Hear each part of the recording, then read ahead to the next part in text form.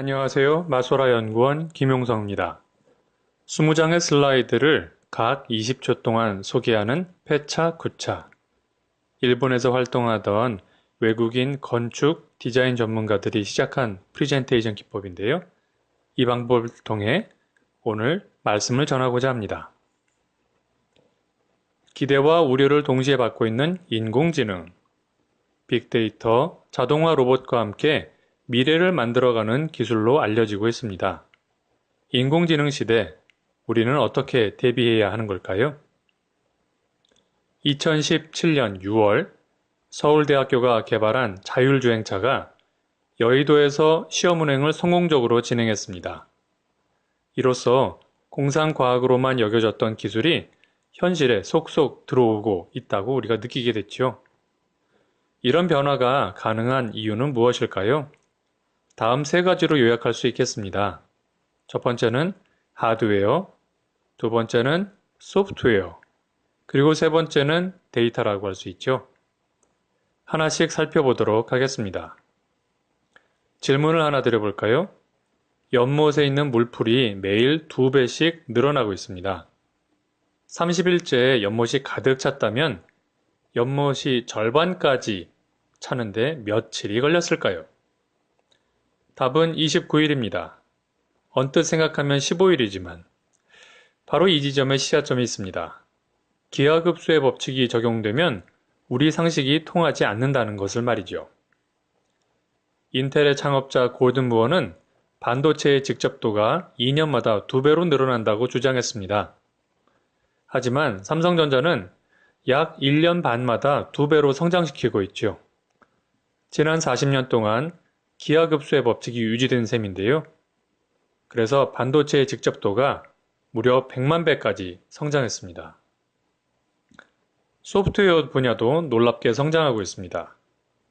기계가 스스로 학습하는 머신러닝이라는 것이 이 변화를 주도하고 있는데요.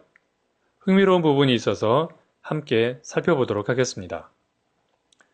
머신러닝은 소프트웨어가 발전하는 이유를 설명하는 중요한 요소입니다. 예를 들어 볼까요? 기억, 니은, 강남, 띵동, 그네, 띵동, 기린, 땡인데요. 이 머신러닝이 인간의 의식을 흉내내서 스스로 학습하는 능력을 가지고 있습니다. 그 바람에 알파고처럼 바둑을 둘 수 있는 로봇도 나온 거죠. 컴퓨터 인공지능이 아무리 뛰어나도요, 데이터가 없으면 소용이 없죠. 그런데 지금 각종 센서가 지구 곳곳을 뒤엎고 있습니다. 그리고 스마트폰 사용자들이 자발적으로 그리고 실시간으로 데이터를 스스로 만들어내고 또 이것을 제공하고 있죠.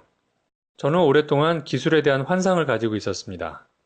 로봇이 인간을 대신해서 더럽고 위험하고 어려운 일들을 대신하고 우리 인간들은 우아하게 창의적 일을 할 것이라고 말이죠. 그런데 현실은 냉정했습니다.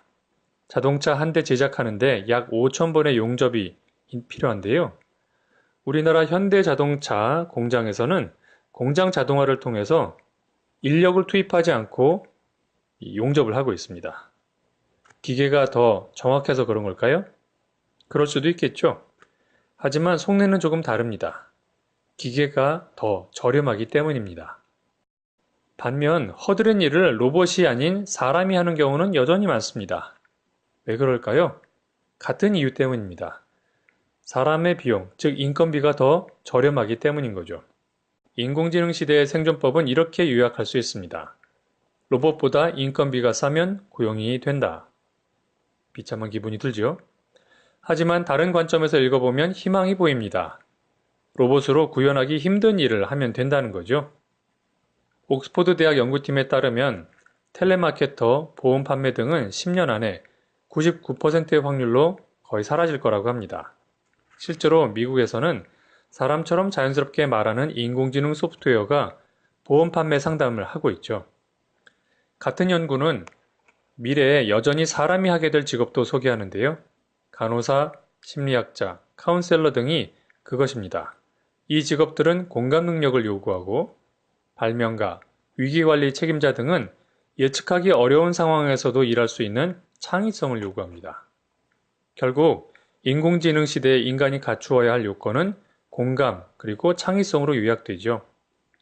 어떻게 공감 능력을 키울까요? 역지사지? 이것만으로는 충분하지 않습니다. 상대방의 처지에서 생각할 뿐 아니라 느낄 수 있어야 합니다. 역지 감지를 할 수 있어야 되죠. 이런 까닭에 디자인 스쿨에서는 소비자가 느끼는 것을 직접 경험하도록 이른바 바디 스토밍을 사용하는데요. 브레인스토밍에서 한 발짝 더 나가서 몸으로 직접 느끼라고 요구합니다. 창의성에 대한 인식도 변하고 있는데요. 과거 창의성은 타고난 천재성으로 여겨졌죠. 하지만 연구가 거듭될수록 다른 측면이 밝혀지고 있습니다. 노력이 강조되는 거죠. 전문가들은 새로운 시도가 많을 때 창의성이 성장한다고 말합니다.